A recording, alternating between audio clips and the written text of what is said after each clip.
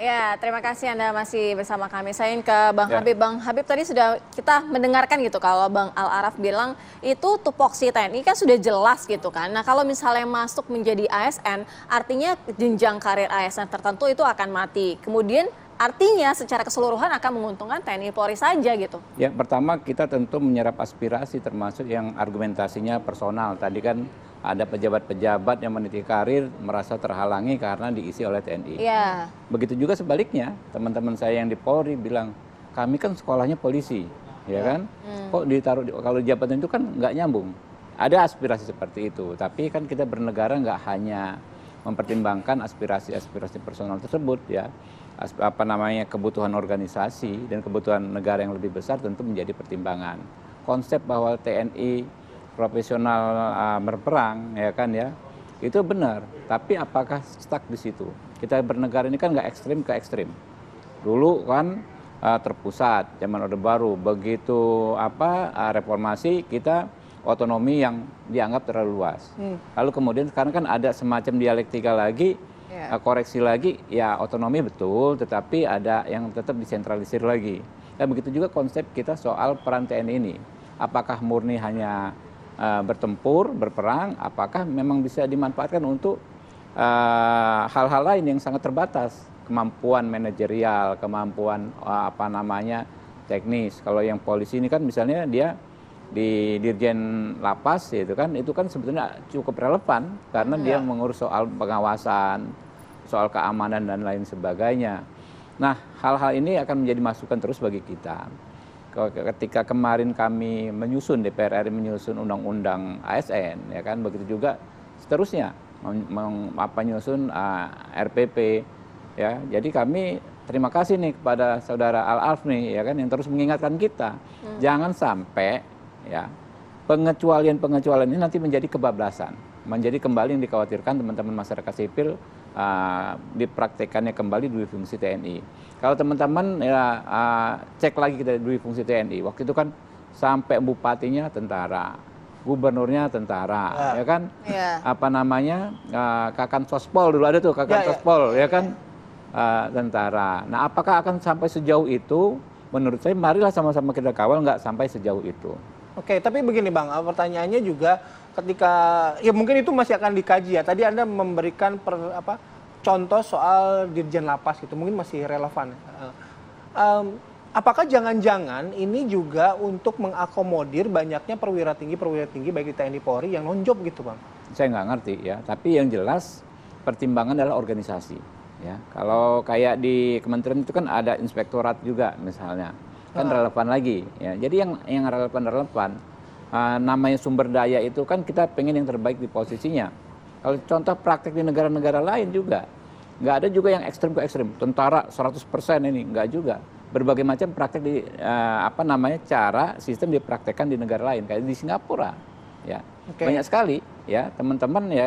Saya punya rekan ya, yang memang anggota angkatan bersenjata, ditugaskan di Temasek misalnya. Temasek itu perusahaan loh, hampir mirip swasta, kayak BUMN-nya gitu loh. Karena ada kemampuan manajerial, jadi kan tentara, disiplin dan lain sebagainya ditempatkan di sana. Walaupun nggak bisa kita ambil sekonyong-konyong, cuma ya kalau untuk referensi kurang lebih begitu gitu. Oke, Bang Habib, tapi kan begini kan, kalau kita melihat dari dua sisi mata uang, artinya kan ada rugi dan untung gitu. Nah kalau misalnya dari TNI Polri diuntungkan dengan masuk mengisi posisi ASN. Tapi kalau dari ASN sendiri seperti yang tadi sampaikan, jenjang karir juga akan terpangkas gitu. Iya, itu kan akan seperti apa gitu? Karena kan harus dua-duanya juga kan. Ya, argumentasi personal ya. Padahal di sisi sebaliknya ini kan resiprokal. Di pasal 19 TNI bisa ke jabatan sipil. Di pasal 20 sebaliknya, ASN bisa juga di institusi TNI. Nah jadi susah kalau kita berbasiskan ke argumentasi personal itu. Sepanjang orang yang bersangkutan mempunyai kapasitas, ya kan, mempunyai kemampuan, menurut saya dia nggak perlu khawatir apakah nanti calon pesaingnya dari unsur TNI kah, dari Polri kah, dari Jaksa kah, ya kan. Panjang dia mampu, saya pikir kalau penilaiannya kita bikin fair ya di kementerian tersebut ya, di institusi kementerian atau lembaga tersebut, semua orang akan melakukan prestasi terbaiknya supaya bisa fair. Karena kan nanti posisinya begini Mas, Tidak ada misalnya posisi tertentu, ini harus dari TNI. Nggak ada. Semua tetap bebas. Tapi dimungkinkan dari TNI. Dimungkinkan dari Polri. Itu ya. Fair itu tadi ya sebenarnya tadi ditekan oleh Bang Habib. Oke, Bang Dev. Nah, saya langsung ke Bang Dev tadi. Sudah mendengar penjelasan tadi dari Bang Habib. Dan juga tadi sudah ada beberapa hal yang disampaikan oleh Bang Al-Araf di Komisi 1 gitu ya. Jangan ditarik-tariklah TNI gitu sesuai dengan fungsinya begitu tadi kalau Bang Al-Araf. Silakan Bang Dev. Ya.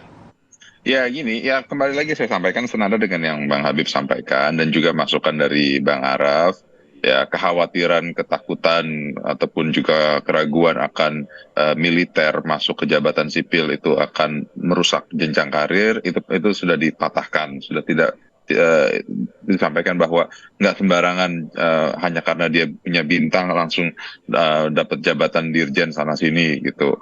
Itu tetap ada prosesnya sehingga orangnya itu tepat. Dan juga yang sipil pun juga memiliki kesempatan yang sama untuk menduduki jabatan-jabatan tersebut ya. Dan juga bukan berarti semua jabatan yang ada di kementerian ataupun jabatan sipil itu bisa diisi oleh posisi perwira aktif TNI Polri ya. Dan juga sebaliknya mungkin ada beberapa jabatan baik di kementerian ataupun juga di struktural TNI Polri sendiri dapat diisi oleh sipil. Nah jadi ini resiprokal. Kesempatan yang sama juga dapat diperoleh oleh pejabat sipil untuk duduk di posisi-posisi di dalam struktural TNI ataupun kementerian-kementerian yang berkaitan dengan militer. Nah, jadi kekhawatiran tersebut sebenarnya sih saya rasa itu sudah tidak ada. Apalagi yang tadi saya sampaikan bahwa sekarang di era demokrasi terbuka, pengawasan masyarakat sipil terhadap performa seorang pejabat sipil pun atau pejabat militer itu dapat dilakukan secara terbuka. Kalau ada kesalahan, kalau ada kekurangan, kelambatan dalam pelayanan, itu dapat mudah disampaikan melalui media sosial ataupun juga media elektronik, media cetak, sehingga pengawasan itu semakin ketat dan semakin terbuka. Dan juga kami di DPR juga pasti akan mengawasi bila mana ada kelambatan atau kekurangan, itu bisa menjadi bahan untuk koreksi ke depannya.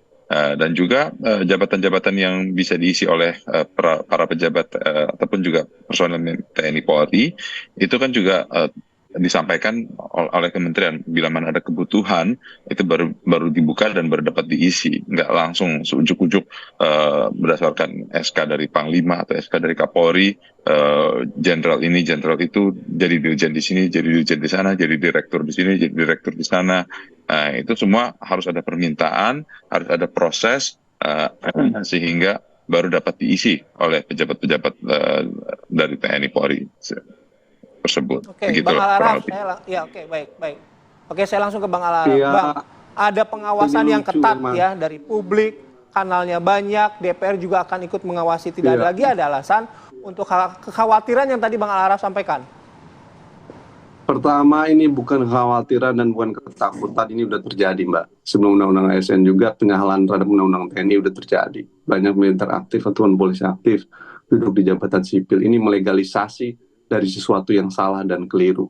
Nah, itu yang bermasalah. Yang kedua adalah narasi resiprokal dan lain sebagainya, itu narasi yang menurut saya tidak memiliki argumentasi yang kuat itu.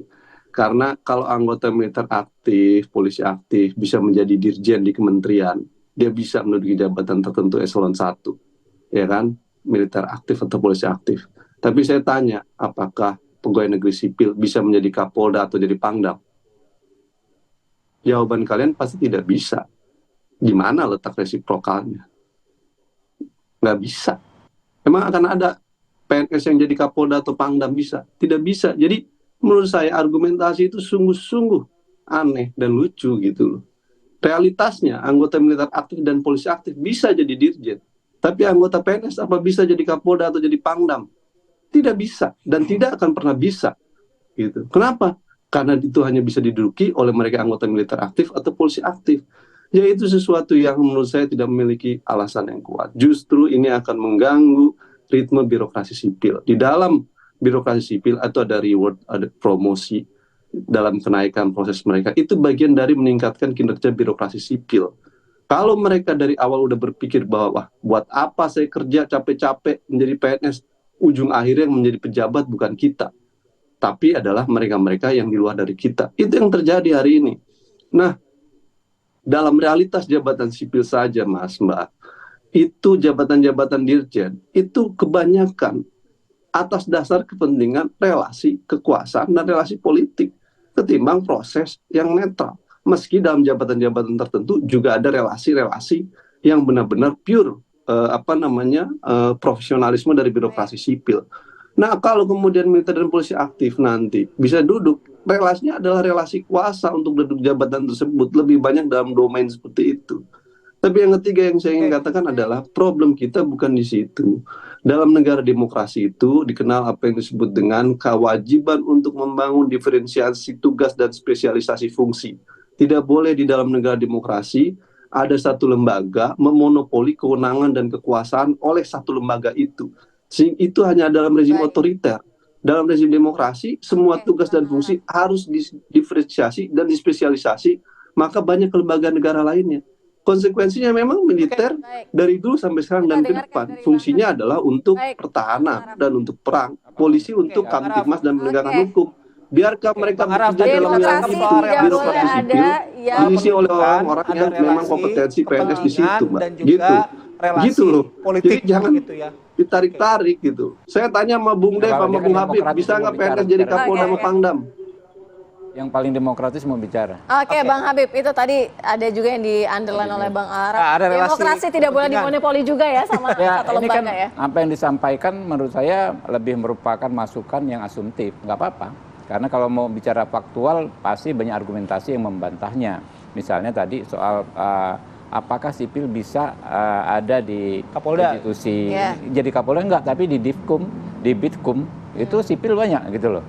Ya, teman-teman saya advokat, teman-teman saya alumni Fakultas Hukum, ya dulu di Universitas Lampung, sekarang banyak menduduki jabatan-jabatan di Bitkum dan di Divkum Polri.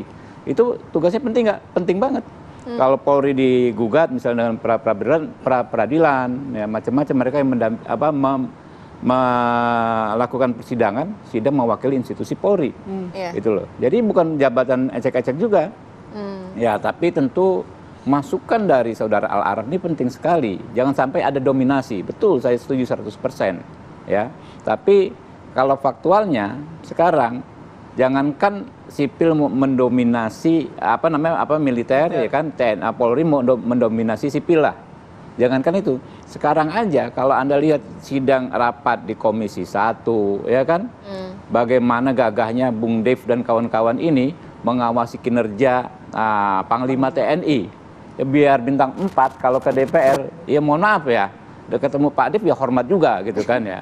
Begitu juga Polri, Kapolri misalnya, Kabar Reskrim dan lain sebagainya, ketika di DPR kita kuliti oleh Komisi 3 yang sipil-sipil ini istilahnya kan, nggak benar kita kritisi habis. Inilah zaman keterbukaan, zaman demokrasi. Saya senang sekali ada teman-teman seperti Bung Al-Araf ya, yang bisa terus memberikan masukan dan mengingatkan kita. Oke, kita dengarkan Bang Dev ya.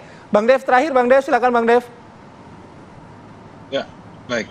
Ya gini, masukan yang luar biasa dari Bung Al-Araf ini, kritikan ataupun juga input yang baik untuk kedepannya terus memperbaiki baik dalam sistem demokrasi dan juga sistem pemerintahan kita. Akan tapi banyak hal yang perlu dikembangkan, perlu hal yang disempurnakan, banyak hal juga contoh yang kita bisa lihat dari negara-negara lain untuk kita bisa memperkuat dan memperbaiki sistem pemerintahan kita. Tadi yang saya sampaikan tadi itu sudah berdasarkan baik secara diskusi formal, informal, dan juga masukan, dan juga melalui telah-telah yang cukup panjang. Nah, akan tapi akan terus kita terima aspirasi-aspirasi dari masyarakat sipil untuk kita terus menyempurnakan undang-undang ini ataupun RPP ini agar bisa mengakomodir semua kebutuhan dan juga perbaikan-perbaikan untuk menjadi lebih baik bagi ke depannya. Yang pasti hukum akan terus tetap ditegakkan dan supremasi sipil akan terus dijalankan untuk dalam menjalankan pemerintahan lebih baik ke depannya. Oke, kita pegang janjinya tadi dari Bang Dev juga, Bang Habib juga terima kasih, Mas Al-Araf juga terima kasih sudah memberikan masukan dan juga kritikan yang sudah diterima oleh dua anggota Dewan ini ya. Oke, sekali lagi terima kasih, selamat beraktivitas kembali. Assalamualaikum warahmatullahi wabarakatuh. Waalaikumsalam warahmatullahi wabarakatuh.